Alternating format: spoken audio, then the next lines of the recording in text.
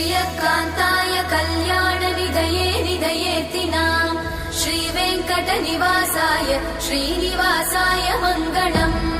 लक्ष्मी सविभ्रमालोक सुभ्रूविभ्रमचक्षुषे चक्षुषे सर्वलोकानां वेङ्कटेशाय मङ्गलम् श्रीवेङ्कटाद्रिशृङ्गाग्रमङ्गलाभरणाङ्गये मङ्गलानां निवासाय श्रीनिवासाय मङ्गलम्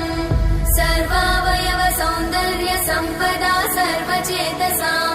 सदा सम्मोहनायास्तु वेङ्कटेशाय मङ्गलम् नित्याय निरवध्याय सत्यानन्दचिदात्मने सर्वान्तरात्मने श्रीमद् वेङ्कटेशाय मङ्गलम् स्वतः सर्वविदे सर्वशक्तये सर्वशेषिने सुलभाय सुशीलाय वेङ्कटेशाय मङ्गलम्।